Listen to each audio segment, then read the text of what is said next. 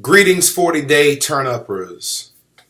Grace and peace unto each of you. It's me, Dr. Joe, checking in. Let's get some light up in here. Let's see. There we go. All right. Excuse the lighting, gang, but hopefully this will work. Hopefully you all are well and blessed. I'm filming this on Monday, February the 4th.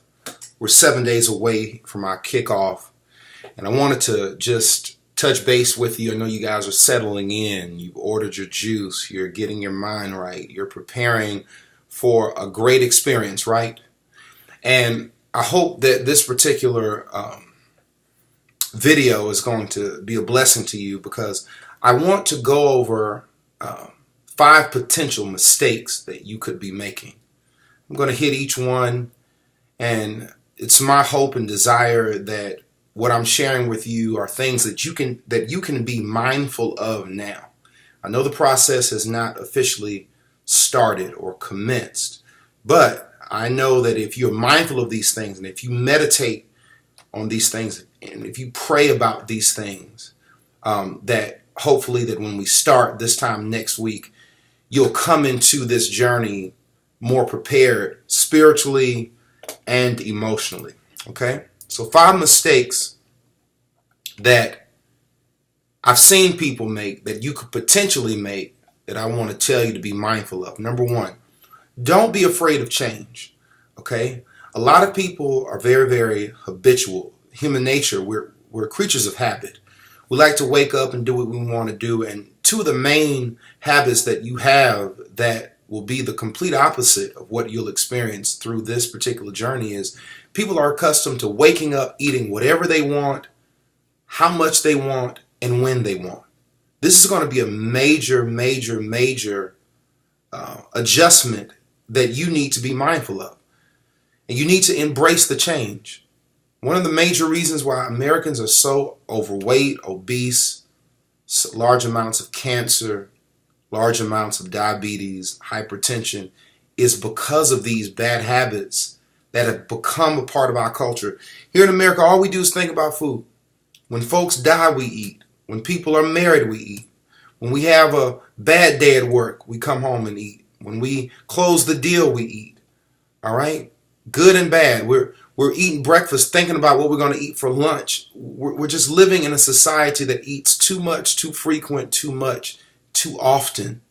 So when you get in this and you're eating smaller meals and they're smaller and you don't have that full feeling, and you have to embrace this change. You're not going to starve. You're not going to be malnourished. You will be fine. But I need you right now to embrace change. It's going to be different. It's going to be a challenge. You're not going to be able to go and pick up things in packages and wrappers anymore. That's why we're dying anyway. So the first thing that I want you to understand, don't make the mistake that you become fearful of change. Number 2, all right? Don't expect the process to be perfect. A lot of people sign up and feel that because they've done everything they're supposed to do, that this process is going to be smooth. You are going to hit bumps in the road. Some will hit them sooner, some will hit them later. There will be some weeks where you lose no weight. There will be some weeks that some of you may gain weight. There will be some weeks that you're going to contemplate quitting, saying to heaven with this. I can't do it. It's too hard. It's too much.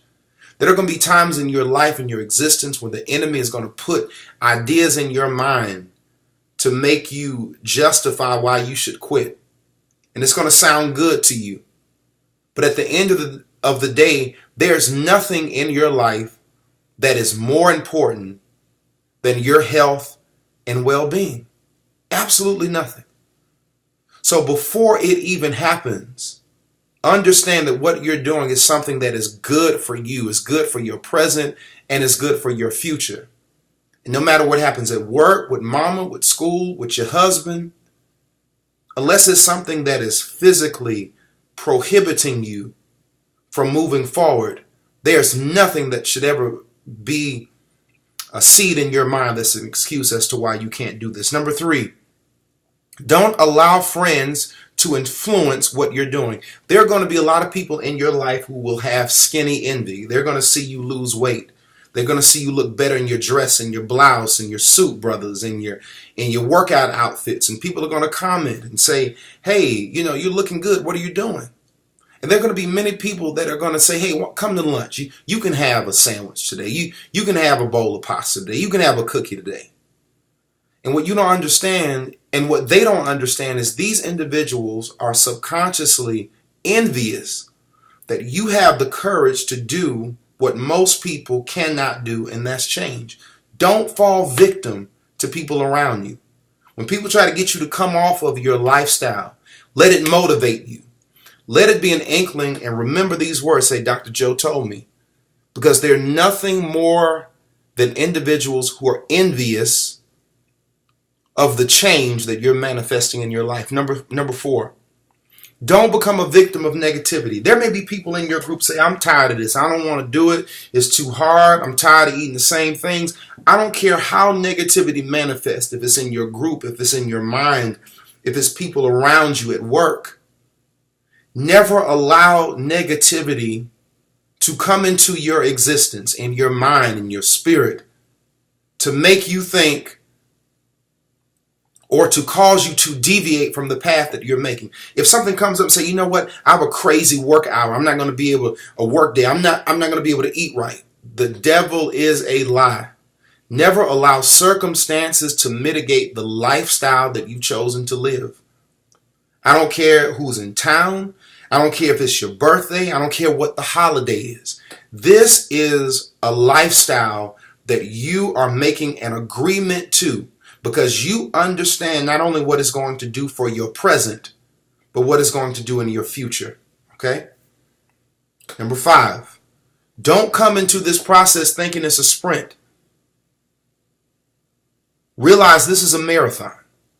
Don't come in here thinking, man, if I can just, man, how many days we got left? 38 days. It shouldn't even matter. You are in a marathon. I'm trying to get you situated to where you're not focused on the finish line. Why? Because the finish line is actually something that really doesn't exist. Any person who looks upon this as making it 40 days, you've already failed.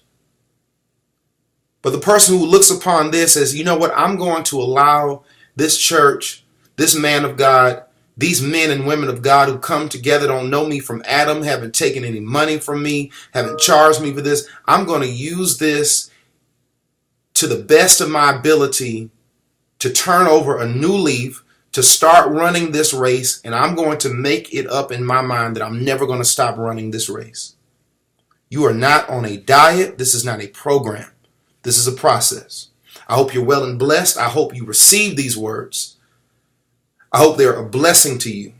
And it's my prayer that God allows my gifts, my talents, my strengths, and those around me, that we may come together to work tirelessly for you, okay? Wherever you may be, that you may be edified, because in the process of you being edified, we as sons and daughters of Christ believe that if we edify you with the gifts and talents that God has given us, that God will be glorified.